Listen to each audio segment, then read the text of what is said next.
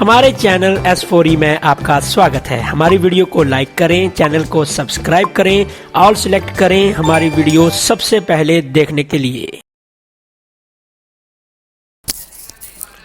Hello and welcome to S4E online classes. तो dear student, पिछले lecture में हम लोगों ने क्या किया था, इलेक्ट्रिक पोटेंशियल जो है, ठीक है, electric potential due to a point charge जो है वो हमने निकाला था। तो पोटेंशियल जो निकाला था उसका लास्ट हमारे पास जो आंसर आया था वो हमारे पास आ गया था कि potential due to a point charge जो होता है वो 1/4 pi epsilon naught Q by R के बराबर आता है। ये हमारी एक्सप्रेशन जो है वो आई थी। ठीक है, आज हमने क्या करना है, आज हमने इसकी जो वेरिएशन है वो आगे पढ़नी है। देखिए वेरिएशन ये बहुत ही इंपॉर्टेंट टॉपिक है। तो आज हमने क्या करना है, वेरिएशन पढ़नी है इसकी, variation of electric potential due to a charge Q जो कि विद डिस्टेंस R, कहाँ से, फ्रॉम द चार्ज। इसके दो ग्राफ हमने जो है वो स्टडी करने हैं आज, वो मैं आपको बताऊंगा कि कैसे आपने स्टडी करने हैं। दोनों के लिए होगा, एक हम पढ़ेंगे जब आपका Q जो है वो ग्रेटर देन 0 होगा, यानी कि पॉजिटिव, जो मैंने एंड में बताया था, और एक ग्राफ हम पढ़ेंगे जब Q जो है वो लेस देन हो, यानी कि नेगेटिव चार्ज हो। ठीक है, जब भी Q आपका पॉजिटिव चार्ज होगा उसका जब हम पोटेंशियल का ग्राफ बनाते हैं, कौन से केस में, जब Q जो है वो ग्रेटर देन 0 हो R का, और बनाते हैं पोटेंशियल का, तो वो क्या करता है, एक्सपोनेंशियल ग्राफ उसका बनता है कुछ इस तरह से। तो ये V का ग्राफ कुछ V is directly proportional to 1/R के बराबर आता है, कुछ ये इस तरह से डेप्थ लाइन उसकी आती है, जैसे एक्सपोनेंशियल लाइन होती है। ठीक है, लेकिन जब हम चार्ज नेगेटिव के लिए केस बनाते हैं तो वो कुछ इस तरह से बनता है, ये एक्स एक्सिस होगी, ये आपकी वाई एक्सिस होगी। अब Q जो है वो लेस देन 0, तो 0 से नीचे आपने आ जाना है, तो कुछ इस तरह से एक्सपोनेंशियल बनेगी। ठीक है, ये आपने समझ लेना है। यहाँ आपका पोटेंशियल रहा और यहाँ आपका क्या रहा, R। ठीक है, ये छोटे से टॉपिक थे दो जो कि मैंने आपको थोड़े से बताए, जो कि एग्जामिनेशन पॉइंट ऑफ व्यू से इम्पोर्टेंट हो सकते हैं। ठीक है फ्रेंड्स, चलिए तो इतना सा था। देखिए इलेक्ट्रिक पोटेंशियल सिंगल चार्ज की वजह से डिस्टेंस पर कैसे इलेक्ट्रिक पोटेंशियल की वेरिएशन आती है, उसका ये ग्राफ था। ये दो ग्राफ मैंने आपको बढ़ा दिए, उससे आपने थोड़ा सा देख लेना है ताकि आपको बात चल जाए। जब चार्ज आप पॉजिटिव लेते हो तो टोटली पॉजिटिव में एक्सपोनेंशियल ग्राफ आएगा, जब V is inversely proportional to हो जाएगा 1/R के, और जब Q लेस देन 0 हो यानी नेगेटिव चार्ज हो तो आपका ग्राफ कुछ इस तरह से आ जाए। तो नेक्स्ट टॉपिक हमारे पास क्या है, electric potential due to a group of point charges जो है वो हमने पढ़ना है। अब इसमें क्या है, हमारे पास सिंगल चार्ज नहीं है, अब हमारे पास जो चार्ज है वो बहुत ही ज़्यादा चार्जेस हैं। तो मैंने इसके लिए छोटी सी एक डायग्राम बनानी है। डायग्राम देखिए आप लोग फ्रेंड्स, ये सेंटर में एक पॉइंट है, मैंने लेट कर लिया, कंसीडर कर लिया एक पॉइंट P, जिसके अराउंड हमारे पास क्या है, N जो है वो डिस्क्रीट पॉजिटिव चार्ज है। एक मैंने यहाँ बना लिया, एक इधर है, कुछ एक इधर है, एक इधर लगा लो, कुछ एक इधर लगा लो। ठीक है, तो ये बन गया हमारे, यहाँ बन गया Qn जिसका पोजीशन वेक्टर Rn, ये बन गया R1 जो कि था Q1, ये R2 यानी Q2, ये Q3 यानी R3, और ये Q4 R4। ठीक है, N तक हमने बना लिया। तो प्रिंसिपल ऑफ सुपरपोजिशन जो है वो क्या कहता है, सबसे पहले कि जो नेट पोटेंशियल होती है एट एनी पॉइंट, ठीक है, ड्यू टू किसकी वजह से भी, ड्यू टू N चार्जेस की वजह से, N charges is given by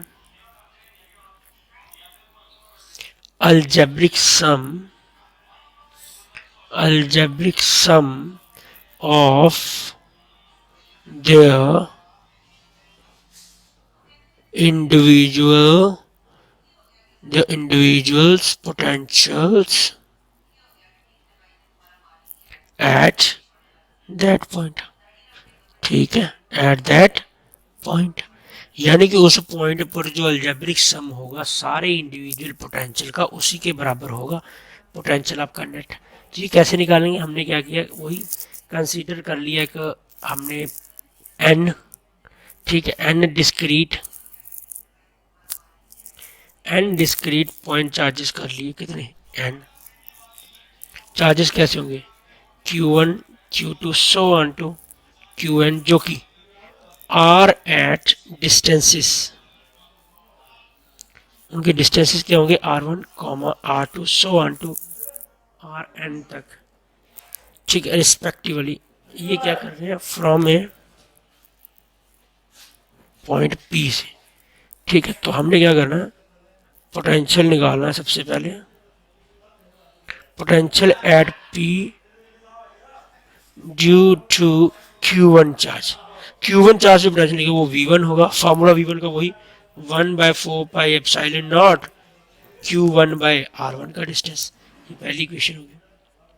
similarly बिल्कुल डिट्टो कॉपी आपने Q2 के लिए निकालना है, वो V2 होगी, V2 यही होगी 1/4πε0 Q2/R2, this is equation number 2।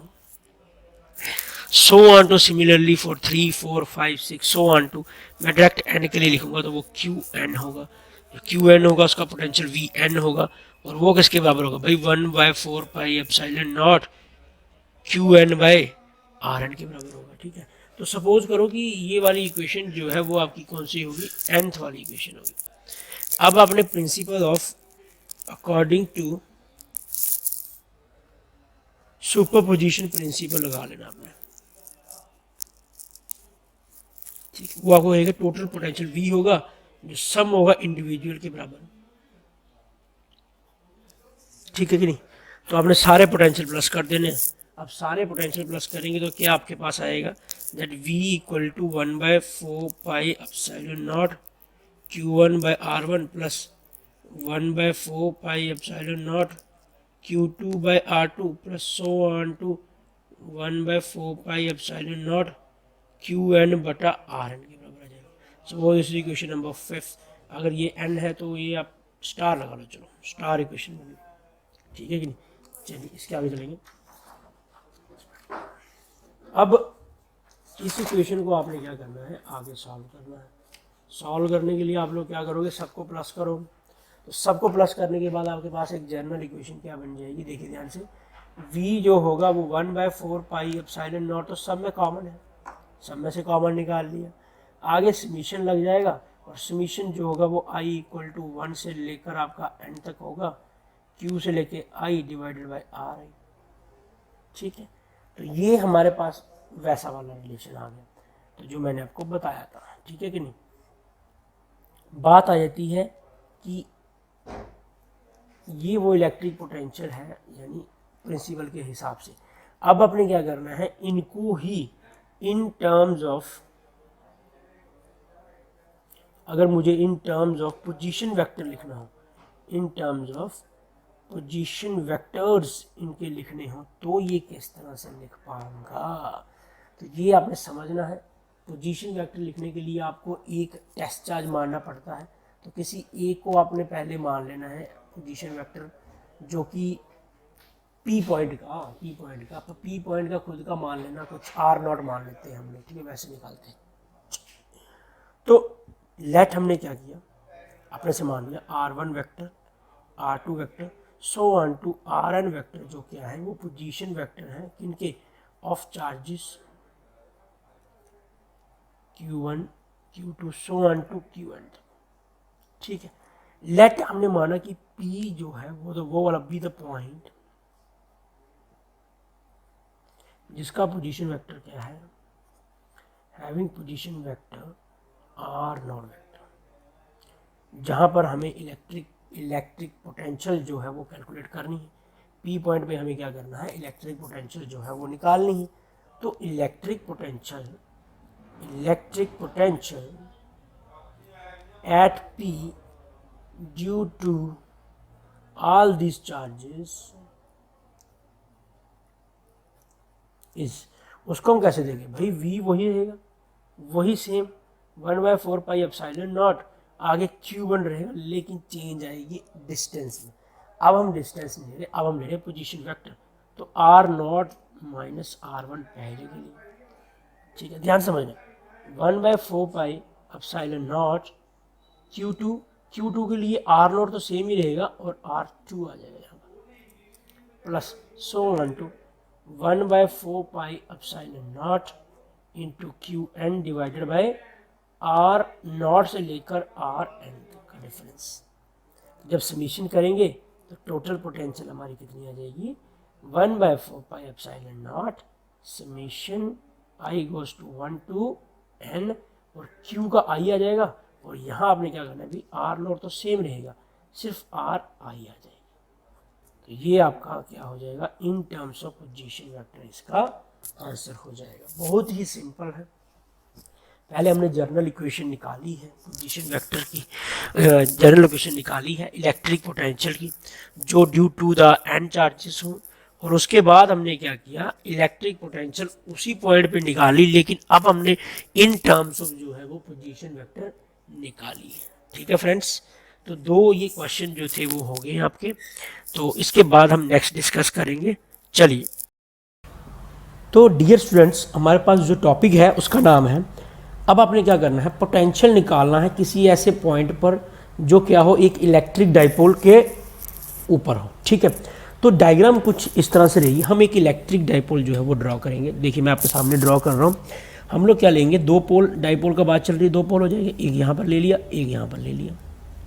ठीक है, इसका पॉइंट का नाम डाल दिया भाई हमने ए, और इसका पॉइंट का नाम डाल दिया हमने बी। ठीक है, यहाँ नेगेटिव क्यू चार्ज, यहाँ प्लस क्यू चार्ज। मेरी बात समझ लगी आपको? तो इनको ज्वाइन कर देंगे कुछ इस तरह से, ये हो गया ज्वाइन। ठीक है फ्रेंड्स, चलिए ये मान लो कि इसका ये एक सेंटर पॉइंट है जिसका नाम हमने डाल दिया ओ। अब सेंटर पॉइंट आपको समझ लगी होगी कि इधर भी डिस्टेंस ए और इधर भी डिस्टेंस ए। ठीक है, क्योंकि टोटल डिस्टेंस होता है 2a, तो यहाँ से लेके यहाँ तक लिख देंगे 2a। ठीक है, अब आपने क्या करना है, इलेक्ट्रिक डाइपोल ले लिया जिसके अंदर आपने दो पोल्स भी ले लिए अच्छे से, अब आपको पता भी चल गया है। नेक्स्ट क्या करेंगे हम लोग, हमने वो वाला पॉइंट लेना है। सपोज करो कोई एक पॉइंट लिया P, जहाँ पर हमें क्या करना है वो निकालनी है। तो मैं कुछ यहाँ पर इस तरह से पॉइंट ले रहा हूँ, देखिए ध्यान से देखना आपने। सपोज करो यहाँ पर ले लिया मैंने कुछ इस तरह का, ये आगे हमारे पास P पॉइंट। ठीक है, तो इसको हम यहाँ से ज्वाइन कर देंगे, ये कुछ ऐसे। तो ये R1 जो है इसका आ जाएगा पोजीशन वेक्टर, मान लो, वैसे होगा नहीं, आप R1 डिस्टेंस मान लें, इसका R1 डिस्टेंस मान लें कि लेट हमारे पास क्या है, AP जो है वो R1 हो चुका है। सिमिलरली अगर A पॉइंट से डिस्टेंस R1 है तो B पॉइंट से कितना होगा, उसको भी आपने थोड़ा सा ड्रॉ कर लेना कुछ इस तरह से। ठीक है, देखिए ये थोड़ा सा मेरे से परपेंडिकुलर ड्रॉ, लेकिन ये टोटली परपेंडिकुलर नहीं होगा, थोड़ा सा इसको अपने अंदर वाली साइड रखना है, पॉइंट थोड़ा सा आप पीछे ले सकते हो। ठीक है, ये भी हमने बना लिया, तो इस डिस्टेंस का नाम डाल दीजिए R2। ठीक है, चलिए अब आपने क्या करना है, सेंटर से आपने एक, अब सेंटर से भी ना ड्रॉ करो, आप ऐसा मानो कि हमने दो परपेंडिकुलर ड्रॉ करने हैं। दो परपेंडिकुलर ड्रॉ करने के लिए मैं क्या करूँगा, मैं यहाँ से एक सेंटर से एक लाइन पास करवाऊँगा, ये कुछ इस तरह से। देखिए थोड़ी सी मैंने अलग बनाने के लिए अलग पेन यूज़ किया हुआ, ये कुछ इससे। ठीक है, यहाँ पर, यहाँ से हमने एक परपेंडिकुलर ड्रॉ कर लिया, ये वाली जगह। ठीक है, और जो परपेंडिकुलर ड्रॉ किया इसका नाम डाल दिया N। ठीक है, और ये हमारा आ गया, यहाँ पर बन गया हमारा एंगल थीटा। अगर यहाँ एंगल थीटा है तो थोड़ा सा इसको हम इधर से भी एक परपेंडिकुलर ड्रॉ करेंगे, ये कुछ नीचे यहाँ तक आ जाएगा। अगर ये N है तो इसका नाम आप डाल सकते हो M। तो यहाँ पे 90 डिग्री, और ये अपोजिट एंगल वाली प्रॉपर्टी लग जाएगी, यहाँ भी आपका थीटा डिग्री एंगल आ जाएगा। ठीक है, उम्मीद है आप लोगों को डायग्राम समझ लगी होगी अब। ठीक है, और यहाँ से लेके यहाँ तक का जो डिस्टेंस है वो हमने मान लेना है R। ठीक है, तो चलिए क्वेश्चन स्टार्ट करते हैं। देखिए डाइपोल कंसीडर कर लिया, जो कि हमने क्या लेट कर लिया कि एक डाइपोल मान लीजिए जिसमें दो चार्जेस है, तो इसका जो डाइपोल मूवमेंट होगा मैं डायरेक्ट यहाँ से स्टार्ट करूँगा। कंसीडर वगैरह मैंने आपको पहले बता दिया। इसका जो डाइपोल मूवमेंट होगा, डाइपोल मोमेंट P, जो कि मैं मैग्नीट्यूड में ले रहा हूँ, तो Q इंटू 2a होगा। This is equation number 1। ठीक है, चलिए ठीक है, तो लेट आपने क्या मान लेना, लेट आपने क्या कर लिया, लेट हमारे पास क्या है, जो ए से लेकर पी का डिस्टेंस है वो हमने लेट किया है R1, ठीक है, ए से लेकर पी डिस्टेंस, और जो कॉमा ओ पी डिस्टेंस जो है वो हमने लेट कर लिया है R, ठीक है। और तीसरा जो डिस्टेंस है जो कि आपके सामने है बी पी, बी से लेकर पी तक का हमने मान लिया R2। देखिए आपके सामने बी पी, ए पी और ओ पी, तीन डिस्टेंस जो हमने लेट कर लिए हैं, ठीक है। एंड एंगल भी एक हमारे पास कौन सा वाला है, देखिए ध्यान से समझना आपने, एंगल जो है हमारे पास जो है पी ओ बी, मान लो चाहे इधर से नीचे से मान लो क्योंकि अपोजिट एंगल की प्रॉपर्टी लगी है, पी ओ बी एंगल को हमने मान लिया कि ये थीटा एंगल जो है वो बन रहा है। ओ जो है आप यहाँ लिख सकते हो अगर चाहो तो, कि ओ जो है वो क्या है, मिड पॉइंट है, ठीक है, मिड पॉइंट है, मिड पॉइंट है किसका, ए से लेकर बी का, ठीक है, मिड पॉइंट ऐसे लिखेंगे ऑफ ए बी, ठीक है। हमने क्या करना है, दो परपेंडिकुलर ड्रॉ करना है, draw B N perpendicular O P and A M perpendicular, A M भी परपेंडिकुलर उसी लाइन में डाल देना आपने, ठीक है, A N perpendicular O P, दोनों ड्रॉ कर दिए। लेट हमने मान लिया कि पी जो है वो पॉइंट है जहां हमें क्या कैलकुलेट करना है, इसका पोटेंशियल कैलकुलेट करना है। Let P be the point where we have to calculate the potential, ठीक है। चलिए आप क्या करोगे, जो हमने राइट एंगल ट्राइंगल बनाई है, इन राइट एंगल्ड ट्राइंगल, दो ट्राइंगल्स है, मैं एक लूँगा, आप कोई भी एक ले लो, मैंने यहाँ से ले ली, ये परपेंडिकुलर है, इसके सामने थीटा है तो ये बेस होगा। इन ट्राइंगल आप ओ एन बी लिख लो, ठीक है। इसमें आप क्या करोगे, आप कॉस थीटा लगाओगे। कॉस थीटा होता क्या है, बेस अपॉन हाइपोटेन्यूज, बेस हमारे पास क्या है ओ एन, हाइपोटेन्यूज क्या है O B, this implies cos theta equal to O N, O से लेकर एन की वैल्यू नहीं है लेकिन हमारे पास ओ से लेकर बी की वैल्यू है जो कि हमारे पास क्या है ए, दिस इंप्लाइज जो ओ एन होगा वो हो जाएगा ए कॉस थीटा बराबर, ठीक है, ये हमारे पास वैल्यू आ गई इसकी, ठीक है। मैं किसी एक का लिख रहा हूँ तो सिमिलरली दूसरी ट्राइंगल वाला भी लेंगे हम, कौन सी वाली, ये वाली, इसका मैं डायरेक्ट लिख देता हूँ ताकि आप लोगों को पता चल जाए। हमें यहाँ से ओ एम की वैल्यू निकालनी है, वो किसके बराबर होगी हमारे पास, वो हमारे पास आ जाएगी इस केस में सेम बिल्कुल ए कॉस थीटा, दोनों वैल्यू निकल गई बिना किसी परेशानी की, दोनों वैल्यू निकल गई, बहुत ही अच्छा।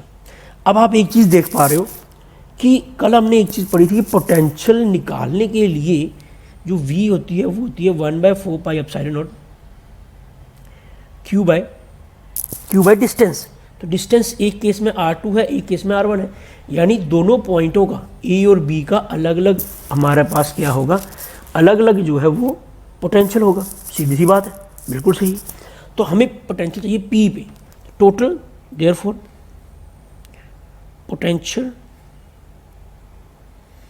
एट P पे डाइपोल की वजह से, ड्यू टू डाइपोल इस जो पोटेंशियल होगा आप कैसे दोगे, V आप दोनों को सब्ट्रैक्ट कर सकते हो, 1/4 पाई एप्सिलॉन नॉट, ठीक है, Q बाय पहले R2, इससे माइनस कर दो 1/4 pi epsilon naught Q by R1, मेरी बात सही है। तो दिस इम्प्लाइज हमने Q by 4 pi epsilon naught निकाल लिया बाहर, यहाँ क्या आ गया हमारे पास 1/R2 माइनस 1/R1, ठीक है। अब हमारे पास नेक्स्ट टारगेट है कि हमें इन दोनों की वैल्यू निकालनी होगी, ठीक है। अब आपने ध्यान से समझना है ये स्टेप, ठीक है। तो चलिए हम यहाँ लिखेंगे, हमारे पास क्या है R से लेकर R1 जो है बेसिकली डिस्टेंस क्या है हमारे पास AP है, जो कि अगर हम परपेंडिकुलर से नापें तो अप्रॉक्सीमेटली इक्वल्स टू MP के बराबर आते हैं, और जो MP है उसको O की टर्म में लिखें तो PO प्लस OM के बराबर आते हैं। अगर आप इन दोनों की वैल्यू डालें तो हमारे पास जो वैल्यू आएंगी वो आ जाएंगी कुछ इस तरह से, R plus A cos theta, because हमने निकाली है वैल्यू। सिमिलरली जो R2 की वैल्यू आएगी वो किसके बराबर आएगी भाई, वो BP के बराबर आएगी, जो कि अप्रोक्सीमेटली इक्वल टू होगा उसके परपेंडिकुलर के P यानी कि और पी एन को जब ओ की टर्म में लिखेंगे तो पी ओ से माइनस हो जाएगा ओ एन, यानी इस केस में वैल्यू आ जाएगी R minus A cos theta. आप चाहे तो मजे से देख सकते हैं डायग्राम में, ठीक है। तो अब क्या होगा पोटेंशियल को, तो V equal to Q by 4 pi epsilon naught तो कॉमन है, 1 अपॉन हमारे पास आ जाएगा R minus A cos theta minus 1 upon R plus A cos theta. सही है मेरी बात। दिस इक्वल टू यहाँ पर हमारे पास V equal to Q by 4 pi epsilon naught, इसकी मल्टीप्लाई इधर, इसकी multiply cross multiply, R plus A cos theta, minus की मल्टीप्लाई हो रही है, माइनस आर हो जाएगा और प्लस आ जाएगा A cos theta divided by A square minus B square. यहाँ से आर और R cancel, this implies V equal to Q by 4 pi epsilon naught, तो A cos theta 2 time A cos theta, 2 time A cos theta divided by R square minus A square cos square theta. तो because आपको पता है dipole moment निकाला था, वो Q into 2a के बराबर होता है, तो दिस सिंपलाइज जो आपकी V आ जाएगी वो किसके बराबर आएगी, वही आपकी P आ जाएगी into cos theta divided by R square minus A square cos theta, और लास्ट में ये जो मैंने पहले 1/4 पाई अपसाइलन नॉट, यहाँ तक ये आपका आ गया पोटेंशियल। मेरी बात सही है कि नहीं? सही। तो यही हमारा क्वेश्चन था, लेकिन इसके आगे थोड़ा सा आपने समझना है कि अगर फॉर अ पॉइंट डाइपोल, अगर आपका डाइपोल जो है वो पॉइंट डाइपोल है तो इसका मतलब समझते हो आप क्या होता है, दैट इज भाई इसका मतलब सिंपल है, R is very very greater than A हो तो क्या हो, तो भाई पोटेंशियल जो है 1/4 पाई अपसाइलन नॉट, बहुत ज़्यादा बड़ा है तो ये इसके मुकाबले में निग्लिजिबल हो जाएगा, तो यहाँ आ जाएगा P cos theta divided by R square. ये आपका आंसर आ गया। यही था जो आपको निकालना है। This is what we have to calculate. ठीक है, उम्मीद आप लोगों को समझ आ रही है। चलिए आगे चलते हैं। तो डियर स्टूडेंट्स, नेक्स्ट क्वेश्चन जो है वो बहुत ही मतलब कि आपको 2 मार्क्स में 3 मार्क्स में ये क्वेश्चन जो है वो आ सकता है। आपने क्या करना है, रिलेशन निकालना है इलेक्ट्रोस्टैटिक फील्ड का और पोटेंशियल डिफरेंस का। अगर आप में दिमाग में थोड़ा थोड़ा बात आ रही हो तो आपको ई एंड पोटेंशियल वी, इन दोनों का डिस्टेंस रिलेशनशिप जो है वो निकालना है। ठीक है, आपको इसको समझना है क्वेश्चन को, ऐसे आप नहीं निकाल पाओगे इसको। पोटेंशियल में लेके जाना है तो आपको ध्यान से समझना होगा। हमें क्या करना होगा, हमें एक चार्ज लेना होगा। मैंने एक चार्ज ले लिया यहाँ पर। ठीक है, देखिए डायग्राम मैं बना रहा हूँ, तो डायग्राम मैं बना रहा हूँ, ध्यान से आपने समझ लेना है। मैं थोड़ा सा यहाँ पर हमने एक चार्ज ले लिया, जो चार्ज जो है वो क्या है, प्लस क्यू चार्ज। कंसीडर कर लो एक चार्ज जो कि आपने रखा कहाँ पर है, ओ पॉइंट पर। ठीक है, ओ पॉइंट पे रखा है एंड आपने अपनी मर्जी से कोई 2 पॉइंट ले लेने हैं जिनका नाम मैं डालूंगा यहाँ पर। देखिए कितनी दूर रखेंगे, यहाँ से। ठीक है, ये आ गया। यहाँ पर एक पॉइंट यहाँ रख लेंगे हम लोग, इसका मैंने नाम डाल दिया एंड पॉइंट, और एक इससे थोड़ा सा आगे। पोटेंशियल की बात चल रही है तो वर्क डन लाना है बीच में, तो ऐसा करना पड़ेगा आपको। यहाँ पर हमने एक टेस्ट चार्ज रखा है क्यू नॉट। ठीक है, और यहाँ से ये चला गया आपका किसी एक्स डिस्टेंस पर, हमें नहीं पता कितना।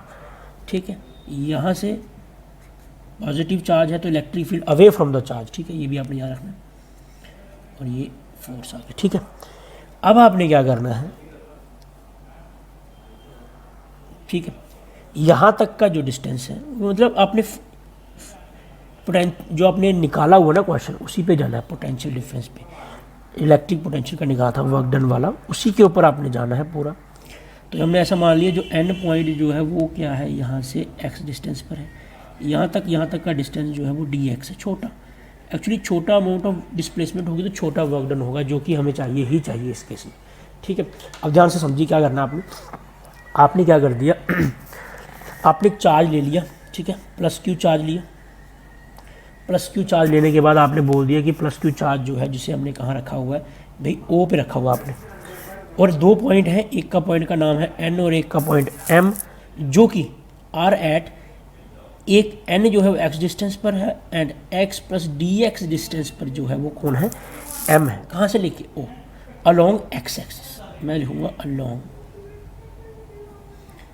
x एक्सिस, ठीक है, ये सामने जा रही है आपकी एक्सिस, ठीक है, मैंने इसीलिए आपको थोड़ा सा उस हिसाब से बढ़ा दी, ये x पॉइंट खड़ी, ठीक है। अब आपको m पॉइंट पे जो है टेस्ट चार्ज रखा गया है, ठीक है। आपको क्या करना है, इलेक्ट्रिक फोर्स, ठीक है, फोर्स पे जाना है यार, electric force on test charge जो कहाँ पर है, एट m पे रखा है। अब अगर आपको याद हो तो इलेक्ट्रिक फोर्स होती क्या है, भाई F equal to Q E के बराबर होती है। तो F इक्वल टू क्यू हमारे पास है नहीं, यहाँ टेस्ट चार्ज है, क्यू नॉट ई आ गया। This is your equation number 1, ठीक है, ठीक है। ये क्या होगी, ये भी एक फोर्स है, रिपल्सिव फोर्स होगी ये, और किस साइड को जाएगी, पॉजिटिव एक्स एक्सिस वाली साइड जाएगी, ठीक है। तो पॉजिटिव एक्स एक्सिस वाली साइड आएगी, तो देयरफॉर जो वर्क डन होगा, ठीक है, work done in moving Q not charge को आपने जब m से लेकर n तक लाना है, तो आप इस फोर्स के अगेंस्ट काम करोगे। देखिए आपने ध्यान से समझना है इस चीज़ को, ये फोर्स इधर को लग रही है, आप चार्ज को इधर लेके जा रहे हो, अगेंस्ट काम कर रहे हो। जब आप उसके अगेंस्ट काम करोगे तो वर्क डन की definition dw equal to force dot displacement, ठीक है। अब फोर्स यहाँ पर जो है वो नेगेटिव बन जाएगी, नेगेटिव साइन आपको पता है क्यों शो कर रहा हूँ मैं, ताकि आप लोगों को समझ लग जाए। Which is equals to F की वैल्यू लगाएंगे minus Q naught E dot D X यहाँ पर बन जाएगा, ठीक है। तो देयरफॉर जो वर्क डन आपका बन रहा है अभी तक जो बन रहा है वो बन जाएगा minus Q naught E into D x के बराबर। आपने क्या करना है, D W divided by Q not नीचे ले आए, यहाँ बन जाएगा ई डी एक्स, ठीक है। अब याद कीजिए पोटेंशियल की definition, V is the amount of work done upon charge, तो वहाँ से तो इसकी डेफिनेशन निकल गई। तो यानी कि ये क्या बन जाएगा आपका पूरा का पूरा पोटेंशियल, लेकिन ये डिफरेंशियल फॉर्म है तो पोटेंशियल भी डिफरेंशियल फॉर्म आ जाएगा, ठीक है। dV is the potential difference between, ये किसके बीच में है, बिटवीन m एंड n के बीच में जो पोटेंशियल डिफरेंस होगा, ठीक है। तो dV इक्वल टू, ठीक है, मैं ध्यान से देखिए, माइनस ई डॉट डी एक्स या डी एक्स बोल दो जैसा आपका दिल करे, और ई किसके बराबर होगी भाई, minus D V by D X, यही तो था हमारा क्वेश्चन। तो D Y D V by D X जो है जो चीज़ ये बनती है, इसे लोग क्या कहते हैं, याद रखना चाहूँगा मैं, पोटेंशियल ग्रेडियंट, ठीक है, यार हाँ ध्यान से। तो रिलेशन आपका निकल गया इलेक्ट्रोस्टैटिक फील्ड का और पोटेंशियल डिफरेंस का, साथ में आपको पोटेंशियल ग्रेडियंट के बारे में भी थोड़ा सा पता चल गया। और एक चीज़ और याद रखनी है आपने कि नेगेटिव साइन जो इसके साथ लगा हुआ है वो क्या शो कर रहा है, नेगेटिव साइन आपको ये शो कर रहा है कि जो पोटेंशियल है वो डिक्रीज करता जा रहा है, किस डायरेक्शन में, इलेक्ट्रिक फील्ड की डायरेक्शन में। आप ऐसा ले सकते हो, that is electric field points in the direction of decreasing potential, जिस साइड को पोटेंशियल कम हो रहा है इलेक्ट्रिक फील्ड उस साइड को बढ़ रही है, डॉट। तो नेक्स्ट हमारा जो क्वेश्चन है उसका नाम है what is the importance of relation, जो हमने अभी पढ़ा E equal to minus D V by D X, यानी what is the importance between the relationship between electrostatic field and the potential difference, ठीक है, ये हमने पढ़ना है। किस रिलेशन की जो है वो इम्पोर्टेंस आखिर है क्या। तो देखिए आप सामने देख पा रहे हैं, ये रिलेशन आप यूज़ कर सकते हैं जब आपको इलेक्ट्रिक फील्ड निकालनी हो लेकिन आपको पोटेंशियल डिफरेंस जो है वो दिया हो, तो इसी के लिए इसको यूज़ किया जाता है। और वही मैंने लिखा है कि this relation help us in finding the electric field eight A point जहाँ हमें पोटेंशियल जो है वो क्या हो, गिवन हो, ठीक है दोस्तों। चलिए मैं इसकी एग्जांपल लूँगा। हमें इतना पता है कि द पोटेंशियल किसी पॉइंट चार्ज Q की वजह से वो दिया जाता है जो कि x डिस्टेंस पर हो, दिया जाता है V equal to 1/4 pi epsilon naught Q by X, ठीक है। अब ये हमें इतना पता चल गया कि पोटेंशियल आपको दिया हुआ है। तो पोटेंशियल अगर आपको दिया हो तो आप इससे आप लोग ई निकाल सकते हो, वही हमने निकालनी है। तो देयरफॉर जो हमारे पास इलेक्ट्रिक फील्ड हो जाएगी उस पॉइंट पर, वो कितनी होगी, electric field at that point is equal to E equal to minus D V by D X. ठीक है, minus D upon D X हमने बाहर रखा, वी की वैल्यू जो है वो मैंने डाल दी यहाँ पर 1/4 pi epsilon naught Q by X. ठीक है, अब आपको पता है डी बाई डी एक्स यानी डिफरेंशिएशन निकालनी हो एक्स की पावर एन की, तो वो होती है एन इंटू एक्स की पावर एन माइनस 1। तो यहाँ पर 1/4 pi epsilon not into Q जो है वो एक कांस्टेंट है या टर्म्स हैं जो हमें नाउन होंगी, उनकी डिफरेंशिएशन नहीं होगी, तो वो हमने टर्म यहाँ पर जो है वो बाहर ले ली है डिफरेंशियल से। तो डी बाई डी एक्स आप निकाल रहे हो किसका, एक्स की पावर -1 का। ठीक है, -1 का निकाल रहे हो तो minus Q by 4 pi epsilon naught, n जो है वो सबसे पहले आएगा, एक्स आएगा, एन की पावर -1 होगी, -1 से एक और -1 कर दिया यानी -2 हो गया। ठीक है, तो ये माइनस और ये माइनस हो गया प्लस, तो देयरफॉर जो ई आपकी बन गई वो बन गई Q by 4 pi epsilon not 1 upon x की पावर 2 बनेगी, -2 बनेगी, नीचे जाएगी प्लस की हो जाएगी, तो 1 अपॉन एक्स स्क्वेयर, तो E equal to 1/4 pi epsilon naught Q by X square. यही हमने निकालना था। ठीक है कि नहीं, तो हमें इतना पता चल गया दैट इम्पोर्टेंस रिलेशनशिप की ये है कि आप इससे इलेक्ट्रिक फील्ड जो है वो निकाल सकते हो जब आपको क्या दिया हो, पोटेंशियल गिवन किया गया हो। उम्मीद है आप लोगों को समझ आ रही होगी। तो अगर आपको समझ आती है या कि किसी भी तरह से कोई भी प्रॉब्लम्स होती है तो आप मुझे जब मर्जी जो है वो बता सकते हो। चलिए, तो डियर स्टूडेंट्स नेक्स्ट टॉपिक है हमारे पास कि हमने प्रूव करना है इलेक्ट्रोस्टैटिक फोर्स जो है वो एक कंजर्वेटिव फोर्स है। ठीक है, तो सबसे पहले मुझे ये बताइए कि कंजर्वेटिव फोर्सेस जो है वो क्या होती हैं। आपने 11th में पढ़ा होगा। देखिए, कंजर्वेटिव फोर्सेस जो होती है वो वाली फोर्सेस होती हैं जो क्या करती हैं टोटली। देखिए, अगर हम ऐसे बात कर रहे हैं, सपोज करिए यहाँ एक पॉइंट है ए और यहाँ एक पॉइंट है बी। ठीक है, तो आप चाहे इधर से ऐसे जाएं, चाहे आप ऐसे ऐसे जाएं, चाहे इस तरह से जाएं, चाहे इस तरह से जाएं, यानी कि आपका पाथ जो मर्जी हो, these our path independent forces. ठीक है, ये पाथ पर डिपेंड नहीं करेंगी बल्कि किस पे करेंगी, अब on initial and final point पर जो है ये वाली फोर्स होती है, इनकी वैल्यू जो है वो वैल्यू जो है वो डिपेंड करती है। तो इलेक्ट्रोस्टैटिक फोर्स जो है वो कंजर्वेटिव फोर्स है। तो हमने ये प्रूव करना है। जब भी आप इस तरह का क्वेश्चन करते हो यानी इलेक्ट्रोस्टैटिक फोर्स को आप कंजर्वेटिव प्रूव करते हो, हम ऐसा शो करते हैं कि इसके अंदर क्या हो, जब हम किसी यूनिट चार्ज को पॉजिटिव चार्ज लगा लो, टेस्ट चार्ज लगा लो, उसको अगर हम मूव करवाएं या जो वर्क डन हो इसको मूव करवाने के लिए किसी क्लोज्ड पाथ में वो 0 हो, तभी जो वो वाला क्वेश्चन जो है आपका प्रूव हो सकता है। तो डियर स्टूडेंट्स, हम लोग अब स्टार्ट करेंगे। मैं सबसे पहले बेसिक टर्म में लेके जाऊंगा। मैंने क्या किया, यहाँ पर एक क्यू चार्ज लिया है कैपिटल। देखिए इस जगह पर ये जो है जगह जो है वो फिक्स्ड है। देखिए, मैं आपको ये वाला क्वेश्चन जो है वो 2 तरीक़ों से समझाऊंगा।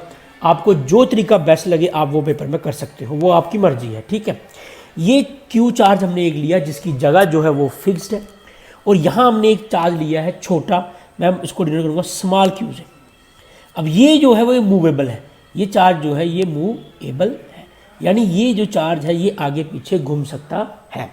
अच्छा, इस चार्ज और इस चार्ज में फ़र्क क्या है कि ये थोड़ा सा इस चार्ज को इसकी वजह से थोड़ी सी फोर्स लग रही होगी, जो फोर्स वो लग रही होगी वो कुछ इस तरह से लग रही होगी, ये फोर्स लग रही, और सेम इसी चार्ज में भी एक फोर्स लग रही होगी कुछ इस तरह से। ठीक है, अब वर्क डन निकालना है तो हम लोग क्या करते हैं, बाहर से एक फोर्स लगाते हैं बाहर से। ठीक है, मैंने ऐसा माना कि ये हमने फोर्स लगा दी, ये कुछ इस तरह से। ठीक है, ये हमने फोर्स लगाई, अब ये चार्ज जो है इधर को डिस्प्लेस किया। हम ऐसा मान रहे हैं कि ये चार्ज जो है वो डी डिस्टेंस जो है वो डिस्प्लेस किया इधर को। फर्स्ट केस डिस्कस कर रहा हूँ। इस केस में आपका जो है वो वर्क डन हुआ, उसको मैं डिनोट कर रहा हूँ W1 से। तो वर्क डन की definition, work is defined as the force into displacement into cos theta. Cos component work करता है, आपको पता होगा। तो कॉस थीटा, तो work done equal to force आ गया, डी आ गया।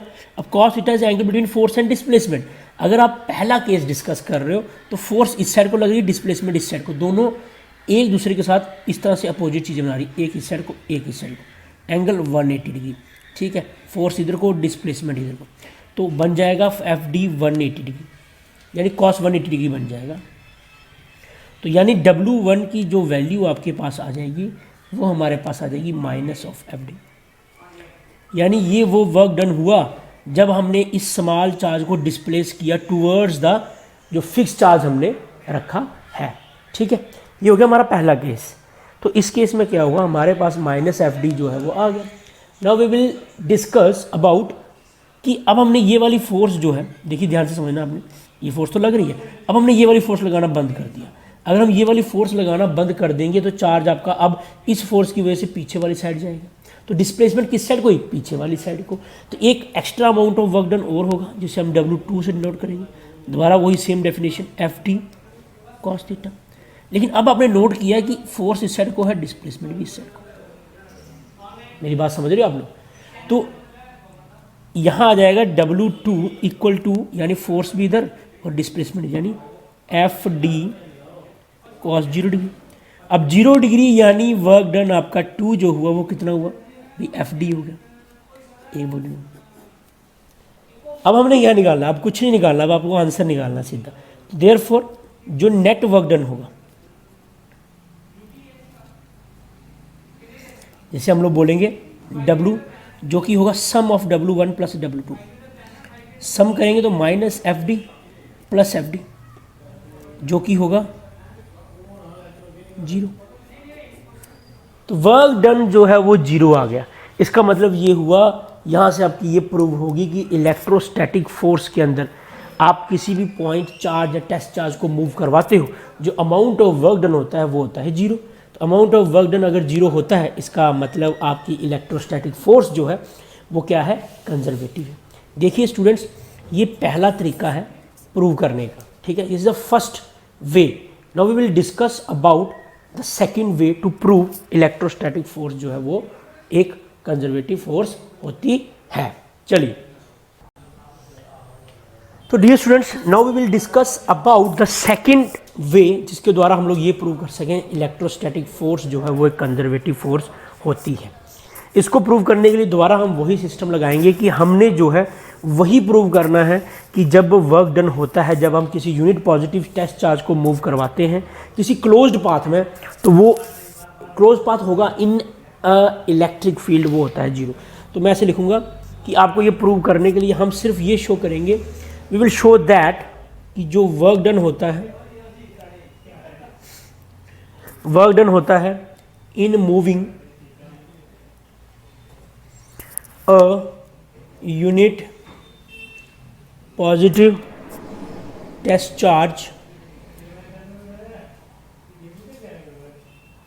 Charge over a close surface, ठीक है, in an electric field is 0। हम ये प्रूव करेंगे कि अगर वर्क डन आपका जो है वो अगर किसी तरह से जो है वो 0 हो जाए तो हमारा आंसर जो है वो ईजिली निकल जाएगा। चलिए फ्रेंड्स, स्टार्ट करते हैं। हमने क्या किया, एक चार्ज ले लिया यहाँ से, यहाँ पर ए पॉइंट पर, और एक यहाँ ले लिया बी पॉइंट पर, ठीक है। हमने ऐसा बोला कि वर्क डन पहले हुआ जब ए से लेके बी पे, हमें ए को बी पे लेके जाना पड़ा, फिर उसी बी पे अनदर पाथ से हमें दोबारा वापस आना पड़ा, और हम ये प्रूव कर देंगे ये पाथ इंडिपेंडेंट होगा तो हमारा आंसर निकल जाएगा, ठीक है कि नहीं।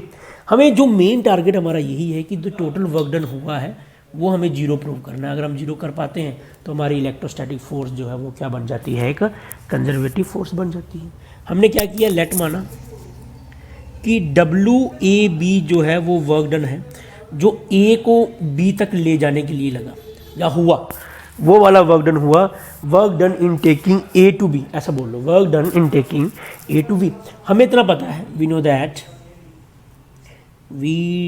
दैट कि पोटेंशियल V जो होता है वो किसके बराबर, W/Q के बराबर, ठीक है, W/Q। अब हमारे पास कंडीशन क्या है कि हमें चाहिए वर्क, तो W यहाँ से निकालेंगे, वो होगा भाई V/Q। अब पोटेंशियल आपका ये चीज़ समझने वाली है कि अगर आपका W from A to B गया तो बी का हायर पोटेंशियल होगा। तो यहाँ पर क्या आ जाएगा, डब्ल्यू ए बी, वो वाला वर्क डन जब ए को बी से लेके जाओगे आप, ठीक है। तो क्यू यहाँ पर है, तो ये आपने चीज़ नोट करनी है if you are discussing about A B, A से लेके बी तक का। तो यहाँ जो पोटेंशियल आपका आएगा वो V B minus V A आएगा। दिस इज इक्वेशन नंबर 1, ये आपने समझ लेनी है, ठीक है। सिमिलरली दोबारा सेम केस, अब सेकंड केस की डिस्कस करेंगे। अब इसको यहाँ से लेके आना है इधर, यानी बी टू ए। अब बी टू ए में भी सिमिलरली डब्ल्यू बी ए वर्क डन होगा, लेकिन ये वर्क डन कौन सा होगा, जब आप बी को कहाँ लेके जाओगे, ए तक लेके जाओगे। तो दोबारा सेम, हमारे पास डब्ल्यू की डेफिनेशन क्या होगी, वी इंटू क्यू, लेकिन वर्क डन कौन सा होगा, अब वी इंटू ए होगा। तो ये होगा तो क्यू, अब यहाँ जाना है, जब बी पहले है तो यहाँ बी पहले नहीं आएगी, यहाँ ए पहले आएगी। ये कुछ इस तरह से, दिस इज इक्वेशन नंबर 2। देखिए आपने ध्यान से समझना है इसको, ठीक है। और तो आप दो इक्वेशनें आपके सामने आ चुकी हैं। देखिए अगर आप देख पा रहे हैं ध्यान से, तो दो इक्वेशनें आपके सामने आ चुकी हैं। आपने क्या करना है, बहुत ही ईजी स्टेप है ये। आपने क्या कर देना है, इनको एडिंग कर देना है, एडिंग इक्वेशन 1 एंड 2। आप जब इक्वेशन 1 और 2 को ऐड करोगे तो आपके सामने क्या आ जाएगा, चलिए देखते हैं। ऐड करने पर आपके सामने क्या हो जाएगा, देखिए W A B plus W B A equal to, ठीक है, ध्यान से समझना आपने, Q into V B minus V A plus Q into V A minus V B, ठीक है। तो W A B W B A, तो आप इसको ऐसे लिख सकते हो डब्ल्यू ए बी ए, ठीक है, which is equals to Q हमने कॉमन ले लिए टोटली, यहाँ आ गया V B minus V A plus V A minus V B, ये जीरो ये कैंसिल, तो डब्ल्यू ए से लेके बी और बी से लेके ए तक का जो वर्क डन हुआ वो हुआ क्यू इंटू जीरो, यानी टोटल वर्क डन कितना हुआ, वो हुआ zero. Therefore, this proves that electrostatic force जो है इज ऑफ या इज कंजर्वेटिव इन नेचर। ये तो हमने प्रूव करना था, ठीक है कि नहीं। अब टोटल अमाउंट ऑफ वो जो वर्क डन हुआ जब ए से बी या बी से ए लेके गए, आपने देखा वो तो जीरो आ गया। जीरो आ गया इसका मतलब आपने ये प्रूव कर दिया कि जो हमारी इलेक्ट्रोस्टैटिक फोर्स होती है वो क्या होती है, कंजर्वेटिव इन नेचर होती है। तो यही फ्रेंड्स हमने प्रूव करना था।